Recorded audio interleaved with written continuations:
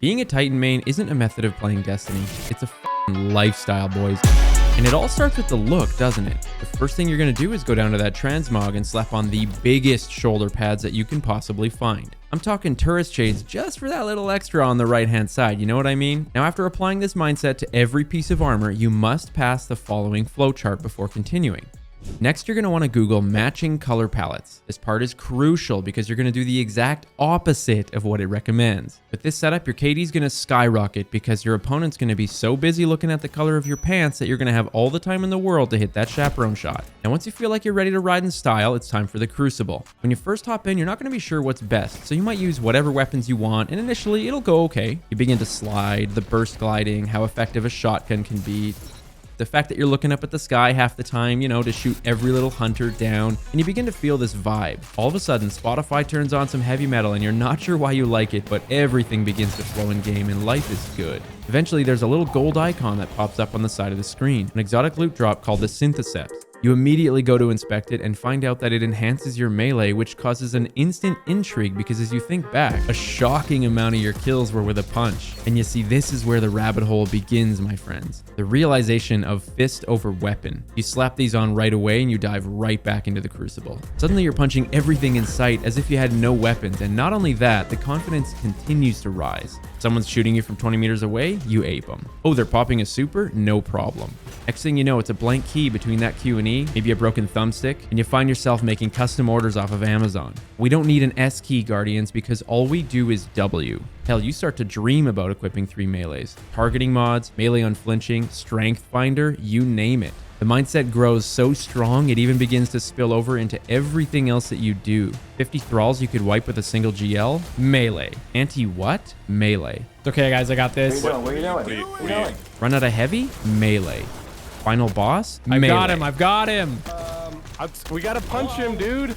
It's only a matter of time till your fist becomes the #1 weapon on your Crucible report. And that's when you begin to wonder, what else could I be missing out on? You decide to finally check those gear stats on your character screen, and of course you naturally gravitate towards strength. You crank that to 100. What else starts to pull you in as a Titan? Resilience, a stat that every one of your friends says is useless because they're all hunters. You figure you'll test the waters a little bit, you'll put it at 60 and you jump right back in. You're popping that barricade every chance you get because the entertainment of blocking everything coming at you is just too good. So much so, we all know you might have that itch to, you know, give a quick kneel or two, maybe emote on them, anything to taunt that weak enemy on the other side. And then this happens.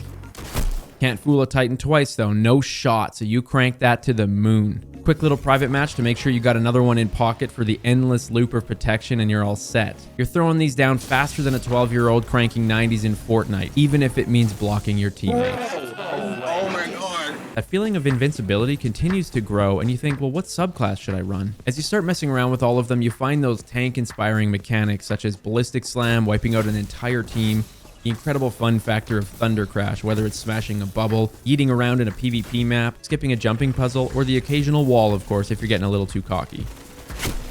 You might dip your toe into the land of solar after seeing an Ashen Wake video on YouTube. You start to get the hang of that throwing hammer, but we all know you're going to treat it like Wilson from Castaway. Wilson! Wilson! Don't pretend you haven't run through enemies just to get that thing back. And it's almost inevitable that you get sucked into the beauty of Bottom Tree's knockout and reversal combo. The ultimate synergy for your melee wired brain, no matter how many panic slams that you might activate.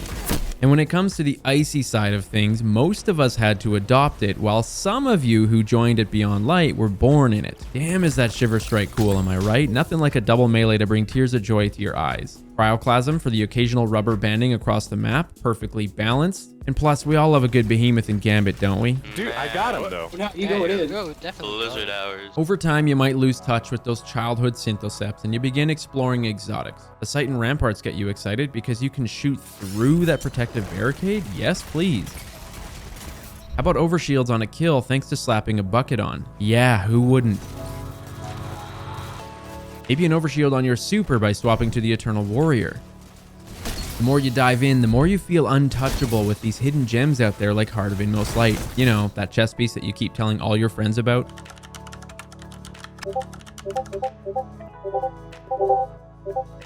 But there's one particular exotic that just keeps whispering in your ear. Some people call it a movement exotic, and some say they feel like William Wallace when they're putting them on. And bolts some lightning from his arse.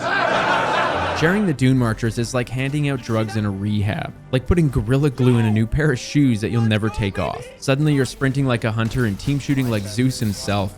Your vault begins to fill up with these things because you refuse to dismantle what could be the perfect stat split in the future. And it's at this point you only want to interact with other like-minded freight trains such as yourself, and you even begin a daily routine. It's 4 a.m. and your alarm clock goes off. TV starts to autoplay Cross's 5-step regime to maintaining that Titan lifestyle. Step 4. Head to your nearest gym and get a set of squats in. The reason why you want to do this is testosterone is your main source for life. 5 a.m. strikes and you drive to the nearest convenience store.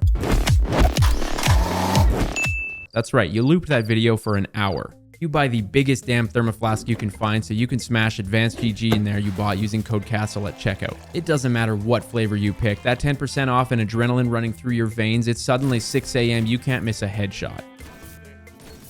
As a Titan main, you might be getting set in your ways, but then Bungie throws us Void 3.0. If you hadn't fallen in love with the shoulder charge yet, well, you certainly do now. When you're not busy punching too early, of course, you're probably saying hello to your teammates. You know, really showing them how much body language matters. In Crucible, you might get yelled at for lagging, but let's be honest, you're just the world's greatest chameleon who's simply charging it up. You're the one at the party trying to tell everyone about your suppressor nade skills, but we all know you're gonna throw that bad boy into the sun instantly you hear that super pop. You know, usually followed by a nice, "He's suppressed, push him!" With Sentinel taking 87 years to charge its super, you go full send into the way of the bubble. It doesn't matter whether it's PvE or PvP, the moment that bar turns gold, it's going down. Cap zone? Pop it. Took a nick of damage? Pop it. Time for DPS? Pop it.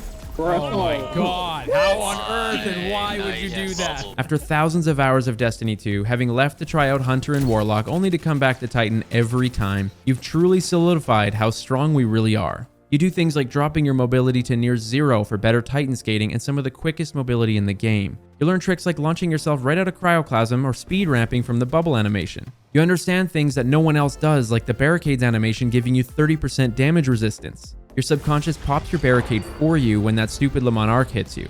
Hundreds of little things that all snowball into making you the most badass Guardian in the universe. And as you dress up for Guardian games, ready to accept your reward, of course, because we all know who it belongs to, a realization begins that you're the reason Destiny is so special. You can't have paper and scissors without the rock. For my Titans out there, I salute you. And I wanted to mention I'm in the final week of competing for North America's Team Titan led by Dado himself. We've been playing with Astacross, Frostbolt, Mr. Fruit, and Rin in the Guardian Games Cup, which is all in the support of a humanitarian cause called Direct Relief. If you go to the link below and donate $25 to the Bungie Foundation on our team page, it'll unlock this emblem in your account. Thank you for watching, and I'll see you in the next one.